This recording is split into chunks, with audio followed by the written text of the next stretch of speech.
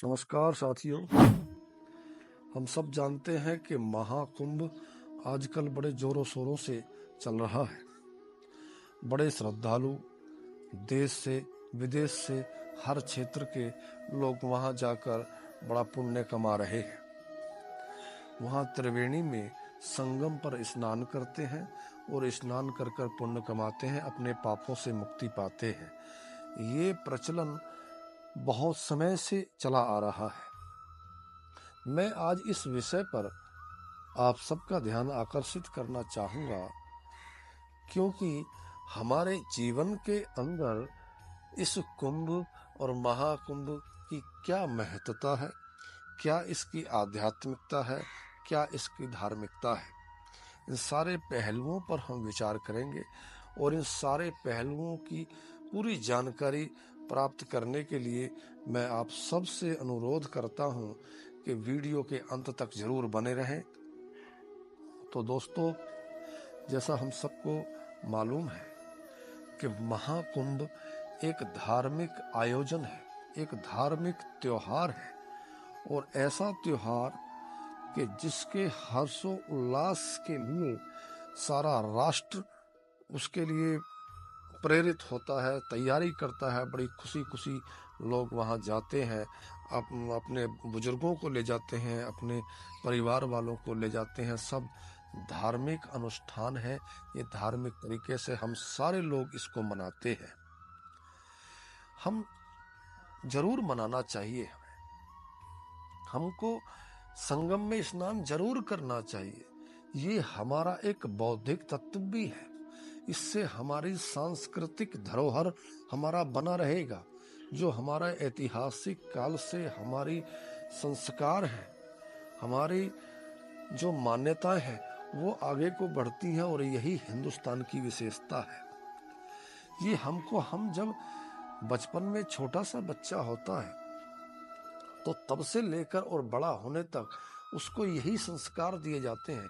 वो इन चीज़ों से सीखता है कि भाई देखो, मेरे माँ बाप किसको मानते हैं, किसकी प्रेरणा लेते हैं। जब वो देखते हैं कि ये हिंदुस्तान की ये सभ्यता है, मेरे माँ बाप की ये सभ्यता है, मेरे बुजुर्गों की ये सभ्यता है, कि वो किसी पत्थर को भी पूजते हैं, वो गंगा में डुबकी लगाते हैं, गंगा को माता कहते हैं, जमुना को माता कहते हैं, सरस्वती को माता कहते हैं।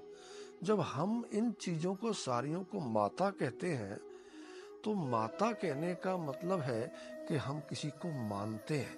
इससे हमारे बच्चे, हमारी पीढ़ियां मानना सीखते हैं, और जैसे जैसे मानना सीखते हैं तो फिर जैसे जैसे वो बच्चे पीढ़ी आगे बढ़ती है तो वो भी मानना शुरू कर देते हैं। वो मानते हैं, फिर माँ बाप को मानते हैं, उनको पूजते हैं। जैसे उन्होंने गंगा को पूजना शुरू किया, पत्थरों को पूजना शुरू किया, तो फिर वो देखा देखी अपने माँ बाप को भी पूजते हैं, अपने इष्ट को भी पूजते हैं, देवी देवताओं को भी पूजते हैं।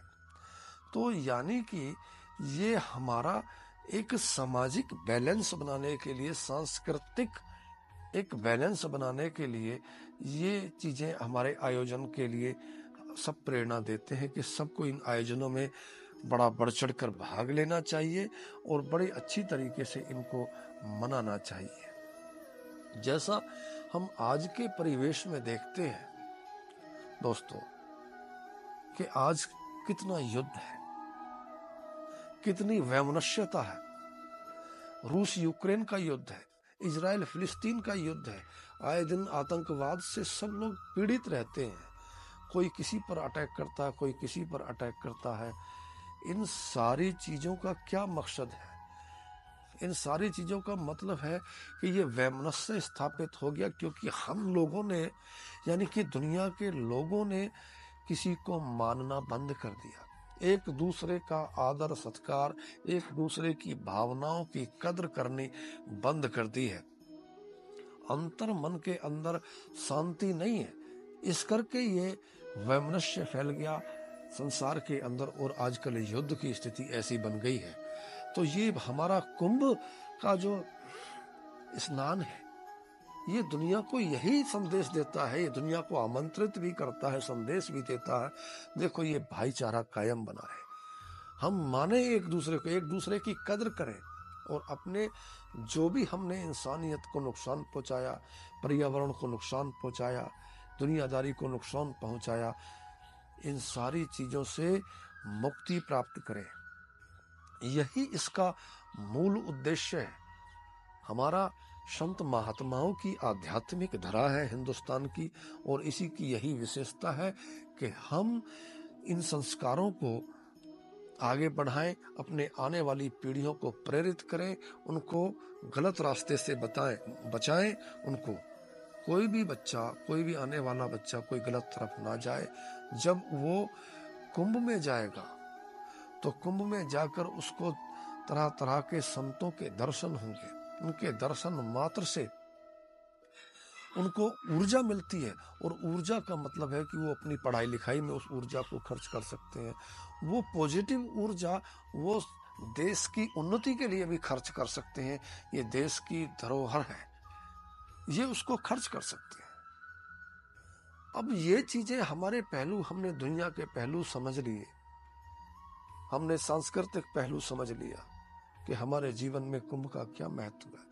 अब हम सबसे जो गूढ़, और अंत में मैं जिस सब्जेक्ट की तरफ, जिस गूढ़ रहस्य की तरफ आप सबका ध्यान आकर्षित करना चाहता हूं, वो है आध्यात्मिकता। आखिर इस कुंभ महाकुंभ की आध्यात्मिकता क्या है, प्रामाणिकता क्या है, क्या चीज सिखाता है। जब ये दुनियादारी की चीजें हम सीखते हैं, और सीखते सीखते ये ABCD सीखकर इसका मकसद है कि हम आगे बढ़ जाएं, और आगे बढ़ने के बाद इसका आध्यात्मिकता की तरफ हम अपना कदम बढ़ाएं। और वो क्या है, क्या है कुंभ, कुंभ की इतिहास क्या है। कुंभ के अंदर आप सबने देखा होगा कि एक ऐतिहासिक, प्राग ऐतिहासिक एक कहानी हम सुनते हैं। जब समुद्र मंथन हुआ था, समुद्र मंथन होने के बाद में उसमें उसके दौरान ही उसमें अमृत निकला था, और अमृत को पाने के लिए देवता और राक्षसों के अंदर संघर्ष हुआ, और वो एक कलश के रूप में था। उस कलश को लेकर जैसे जैसे देवता के लिए देना था, वो दौड़ते थे, तो वो कुछ जगह उसकी बूंदें गिर गईं, और तब से लेकर और आज तक वो कुंभ मनाया जाता जहां जहां वो बूंदें गिरी। जिसमें हरिद्वार एक है, दूसरा अपना प्रयागराज है, उज्जैन है। ये आज प्रयागराज के अंदर महाकुंभ का आयोजन उसी की याद दिलाता है कि ये यहाँ अमृत की बूंद गिरी थी। ये सब क्या है, क्या समुद्र मंथन है। ये सारी चीजें एक इतिहास था, और हमको सिखाता है समुद्र मंथन क्या है। ये हमारा आत्म मंथन है, आत्मचिंतन है। हम जब किसी चीज पर चिंतन करते हैं, किसी चीज पर हम अपने अंतःकरण में, अपने अंतर में विचार करते हैं। हर आदमी के अंदर एक विचारों का एक महाभारत छिड़ा पड़ा है, एक विश्वविद्यालय सा बन गया है इंसान का दिमाग। उसके अंदर वैचारिक लड़ाई रहती है कि मैं ये करूं ना करूं, क्या करूं, कैसे करूं, ये सारी चीजें उसके अंदर रहती हैं। तो उस विचारों की लड़ाई को, उस विचारों के मंथन को हम कह सकते हैं कि ये समुद्र मंथन है। समुद्र मंथन मतलब ये भवसागर, सागर मंथन सागर में हुआ था। और सागर क्या है, ये भवसागर जिसको बोलते हैं, संसार सागर है। इस संसार सागर के अंदर हमको ये मंथन करना कि इसके अंदर पॉजिटिविटी भी है और नेगेटिविटी भी है। जो पॉजिटिविटी है हमारी, वो हमारा अमृत है, और जो नेगेटिविटी है वो हमारे मनोविकार है। अब जिसको महात्माओं ने अमृत रस कह दिया, जिसको नाम कह दिया, जिसको धुन कह दिया, वो है सच में अमृत। जब हम उस अमृत को पीती है ये आत्मा, तब जाकर मुक्ति हासिल करती है। वो कहाँ, वो हरिद्वार में भी गिरा। वो हरिद्वार कहाँ है, ये हरि का दरवाजा, तीसरा तिल है, ये हरि का दरवाजा है। और वही प्रयागराज है, वही त्रिवेणी है, वही संगम है। संगम किसका? त्रिवेणी, गंगा जमुना सरस्वती।